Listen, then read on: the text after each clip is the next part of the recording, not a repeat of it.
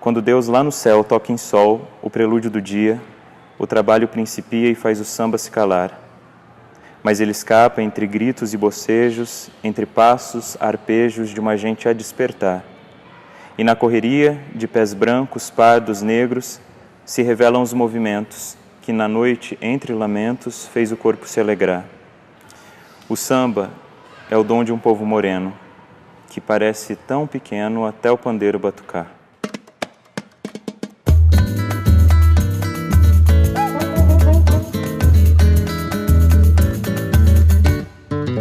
A mulata trigueira que quebra a cadeira no samba da vila. É o show mais faceira que na cachoeira requebra e jexá. E o caboclo descende que vai pro batente que nunca vacila. Traz noria, sementil, acha de um Deus que nasceu na África. Eu estava fechando os materiais, né, para a abertura do evento, quando eu recebi um e-mail do meu ex-professor, né, o professor Paulo Boni, da UEL, dizendo que ele tinha visto essa indicação e me parabenizando.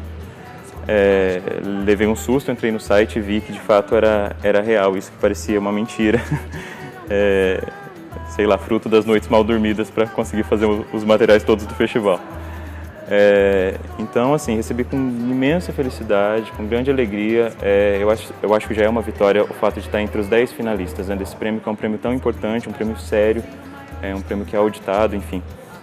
E um prêmio de reconhecimento nacional, né? Principalmente pelo fato de ser uma obra de uma editora pequena e uma editora de Londrina, né? Eu fazia escola municipal de teatro, fazia teatro na escola com a Edna Aguiar e o Guilherme Kirchheim, eram meus professores, e a gente iria montar O Sonho de uma Noite de Verão, do Shakespeare. Foi o primeiro contato que eu tive com esse texto na época, e quando eu li a obra do Shakespeare, né, que é uma obra muito popular, uma comédia lírica, enfim, imediatamente eu vi naqueles personagens um retrato de Brasil e uma potência para essa reescritura que podia ser feita com elementos brasileiros. Sobretudo na parte fabular, né, na parte da floresta, em que Shakespeare usa deuses gregos, duendes, fadas, enfim, esses seres fantásticos todos. E eu, pelo fato de já estudar desde aquela época muito a questão da cultura africana, sobretudo as religiões de origem africana, eu via que aqueles gregos tinham paritários dentro dessa cultura, né, que eram os orixás. Assim, que Jung explicaria talvez como um processo de sincronicidade das culturas, né? E, enfim, levei isso a cabo, apresentei esse projeto para Edna Aguiar e para o Guilherme Kirchheim na época, na escola de teatro, e eles adoraram a ideia. E, imediatamente eu comecei a escrever essa peça, e escrevia, e imediatamente ela ia para a cena, né? Porque a intenção desse texto é que ele fosse, de fato, um espetáculo. E nós montamos e estreamos no final de 2009 essa peça, com um elenco imenso, assim, né? Eram mais de 18 atores. E desde então eu fiz todo esse projeto, fiz algumas mudanças no texto, elaborei algumas canções, né, para se integrarem à peça posteriormente, e encaminhei para o Promic.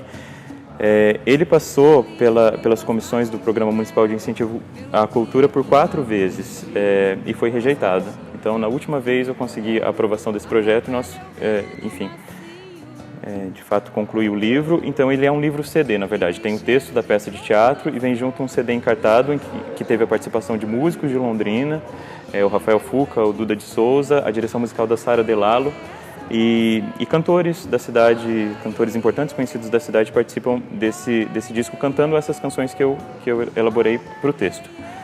A Edna Aguiar é uma das cantoras, a Gisele Silva, a Joyce Cândido, que não está mais em Londrina, mas que teve o início da carreira toda aqui, e também o Tonho Costa. Então esses cantores cantaram essas canções, elas estão num CD que vem junto com o livro.